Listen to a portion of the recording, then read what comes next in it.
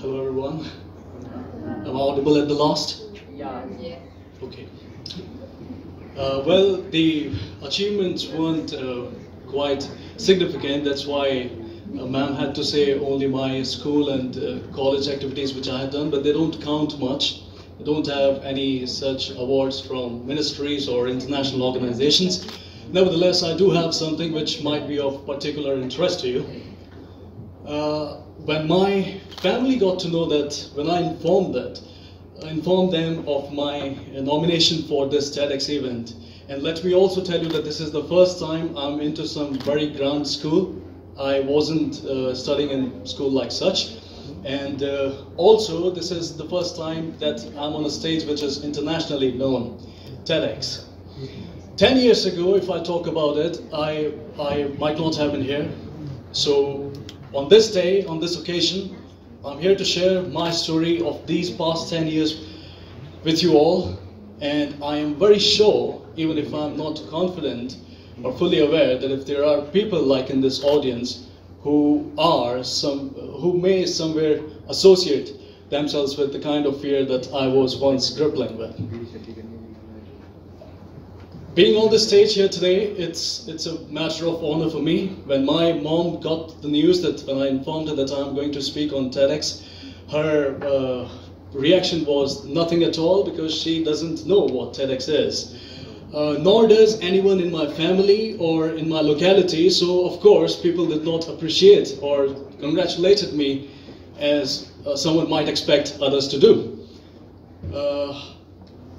But today, when I was about to come here, so I did talk to my mom and I told her that I'm finally going to have my speech today. 10 years ago, when I first went to an English school, I was before a student of a typical hardcore Hindi medium school. And it is often believed by most that only those people can be public speakers who have this inborn quality of being an extrovert, which I certainly wasn't. So here I am today to break this myth, and if there is anyone in the crowd who experiences the same hurdle which I did 10 years ago, for him or her, I have so much to share. When I first went to an English medium school, it was in 2008, and the event which led to this transition from a Hindi school to an English school is worth mentioning. 2008 was the year when Barack Obama had won the first presidential election for America, becoming the first Afro-American individual to occupy the office of President of the United States. My father was watching the TV while he was delivering his victory speech, and he called me. I was studying in the hall, and he called me and asked me to take a look at this man who spoke fantastically well. And when I had seen a couple of English speakers before that, never understood anything, but I did watch them. So when I saw this person this time, I was like, okay, this is different and certainly very impactful. Now this moment I can describe for myself as a moment of great epiphany, because I realized that this is something which I expect to do. Now this is what I would like to do one day. I want people to listen to me when I talk. I want something to share with the people which give them some inspiration and hope. Back then it was totally impossible, because a great transition requires a significant time period, and I think 10 years was enough of time period for me to stand here today and now share that story with you. I went to an English medium and I was the most silent kid in my class. Today I'm the most talkative one. And I used to avoid people, and this was also the first time that I was in a co-ed school. I did not have experience of talking to the members of opposite gender, because there weren't any to talk to in the previous school. So I avoided it as much as I could. There was once a night event organized in the school, and the next day a diary was being circulated among students to share their experiences. And everybody, I knew that they were going to write their experiences in English. And because they all came from English families, their parents spoke good English, I know that. So they, of course, had great confidence, and I avoided them like plague. Stay away from me, I don't want to be a part of you. I had forgotten the reason for which I had changed the school, which was to learn this language and eventually to be on the stage. I did not go to the stage. I remember once I went to deliver the pledge for the first time, I forgot it. Despite having memorized it over and over again for days, my legs were trembling and I forgot after 2 lines. It was a long pledge. And the principal ma'am had to call somebody else to deliver it on my behalf. So I cut a sorry figure, went back downstairs, and I regretted going upstairs on the stage.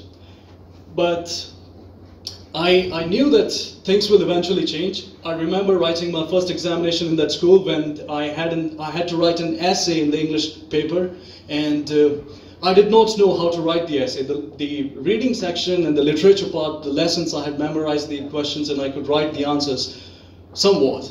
But I couldn't write the essay because I had never practiced writing for 2-3 pages. We just had to write 10 lines, and that too were given by the teacher. And teacher was very much lenient. He neither himself knew English nor ever made us learn. So, of course, whatever we wrote, it would get marks. But in this school, because it was a question worth 15 marks, and I couldn't have simply left it unattempted. So I did write something. It was about the freedom struggle. Now, I'm sure even if we do not have good information to state, we still have something to share when we are asked about our freedom struggle. I wrote my entire essay in Hindi, the way we type our text. Kya kar rahe ho? KYA. So the Gandhiji did that, Bhagat Singh did this, 15th August 19th. So when teacher was finally done checking the answer sheet, she called me up that you are the idiot of the most rarest kind. And I was like, okay, I knew that something is going to come up. I was ready to face the music in front of all. And she invited me and she asked me to give my introduction, which I could not give, to a class in which there were 25 to 30 students. Except me, almost everyone else spoke something. And every time I had to read something from my book, whenever the teacher would come and ask us, must be happening in your school too, that you have to read the passages sometimes, and then the teacher explains. The word surrender, it's pronounced surrender. That was the first time I encountered this word. So in Hindi medium, we were told that whenever you encounter a difficult word which you haven't heard before, just break it, split it up, and pronounce it in pieces. I said, all right. S-U-R became sur, R-E-N became ren, D-E-R became der. So that's how we get the popular name Surrender. The moment I pronounced this name, I had everybody in tears and they were laughing so much, and I stopped immediately. And I said, some blunder I have certainly committed. And when I looked back and everybody was still laughing, and I went through the line again, and the word still seemed surrender to me. I couldn't have thought that it could be surrender because I've never heard of it before. So this was the background, but from then when I went to Kendra Vidyalaya, so that is the most popular school I've ever been to, not been to such schools. So when I was in the KV, and I remember that now is the time that the steps should be taken in the direction which Obama had reminded me in 2008. See, I've taken inspiration from the best of men, not some ordinary man, right? Of course, then the story should be extraordinary in itself. So I remember going to the stage next time in 2010, and I delivered a speech, and I prepared really so much for it. Everybody else except me in that school used to take a paper with them whenever they used to go on stage and would read out. So of course, I'm sure here also people would appreciate the differentiation between paper reading and delivering a speech, right? Not the two terms are to be confused with. I told myself, irrespective of the fact that I'm going to make terrible mistakes, people are going to get a great opportunity to laugh today because the principal sir just gave a very boring lecture. I'm going to make them laugh. But I promised that I'm not going to go on the stage with a paper. And there was a very beautiful looking lady, a teacher of course, and she appreciated that I really appreciate this thing in you that you did not use a paper. And I was totally anonymous before that day, and from that day onwards, I became a popular figure in the school.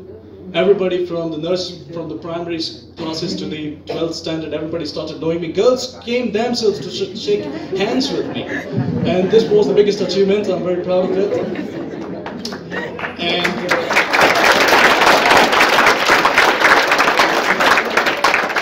so here comes comes the point, which is the topic which I've been allotted, after having blabbered about my past with some shame. This too shall pass. King Solomon once invited one of his ministers, and he asked him to discover something which was almost impossible to find, at least then. So he asked this person, and he says that, dear minister, you should get me something which should be true in all the situations of life.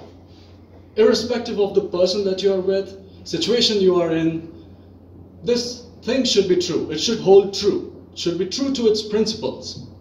The principle was, the minister was very perplexed. He had no idea whatsoever what he must do to satisfy the king. He went pillar to post in all directions, kept thinking, spent sleepless nights to come to some answer, but he could not. When he had to finally go to the king again and deliver the thing, so he was going through the market and he saw that there is a jeweler, and he approached him and he said, can you please make a ring and inscribe on that ring the words which I'm saying? The words were these: Gamze Yawor. Gamze Yawor. It's Hebrew, I suppose. It means this too shall pass. So when he takes the ring to the king, and king sees this inscription on the ring, he is very much pleased.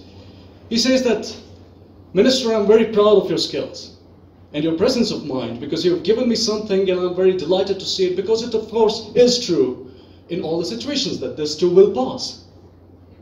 Ladies and gentlemen, there are times in our lives where we have to endure so much, and unfortunately, no matter how much we desire to be happy, how much we desire to be popular, how much we want to bask in the beautiful sunshine of fame and popularity, success, we have to go through the hardships most or more often in our lives than the pleasure.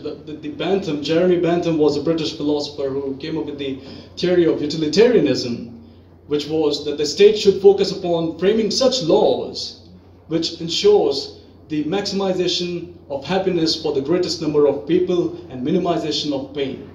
But no matter how much we want, we can't simply attain it. So the king was pleased. In our lives, especially the pandemic was, we had to learn it hard way, but we did learn it now, I guess. Most of us have. So we always were unconcerned about the things that we were enjoying. We were totally not recognizing the value of things which we had, and it is just not in the human nature to appreciate the now, the present, the moment that where we are alive. We waste our time in past, which is dead, or we imagine too much about future which has not yet arrived.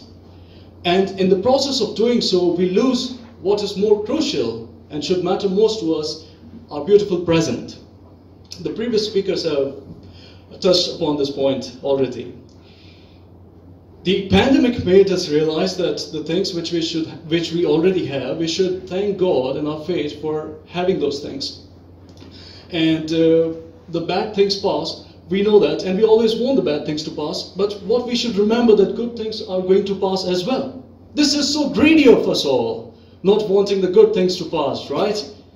So you might be bragging about your success a lot, you might be enjoying your happiness, your lover or your initial datings or your success or scoring good marks or getting a good job, a great salary which 90% of this country doesn't even dream of having.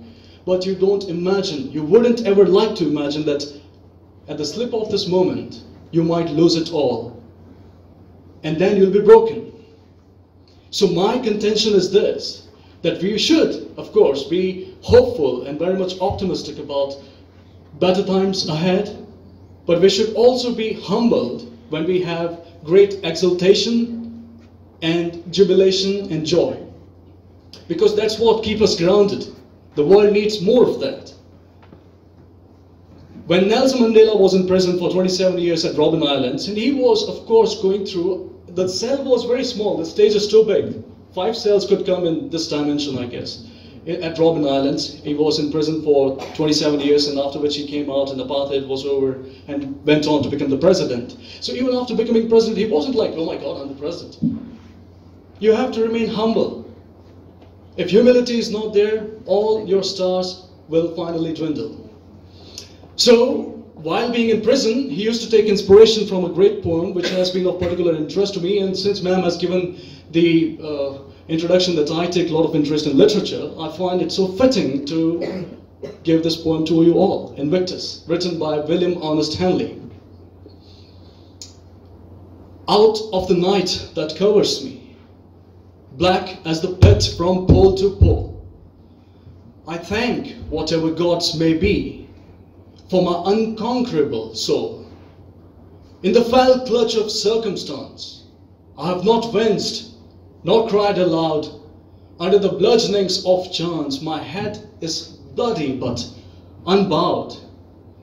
Beyond this place of wrath and tears looms but the horror of the shade, and yet the menace of the years finds and shall find me unafraid. It matters not how straight the gate, or how charged with the punishment the scroll. I am the master of my fate. I am the captain of my soul. The fleeting nature of life. The poem is over, I'm coming to the next point. The fleeting nature of life is again given by Shakespeare in very popular play, Macbeth. Macbeth receives the news that his wife is dead and he is out fighting the rebellion. So his wife was the person who took him to this battle, and he says that, and he gives a very good line, that tomorrow and tomorrow and tomorrow creeps in this petty pace from day to the last syllable of recorded time, and all our yesterdays have lighted fools the way to dusty death. Out, out, brief candle. Life's but a walking shadow, a poor player that struts and frets his hour upon the stage and then is heard no more. It is a tale told by an idiot, full of sound and fury, signifying nothing. My dear friends, to sum up, I would like you all to live your present, because that's all you have, irrespective of the situation you might be in. Live it to the fullest, do your best,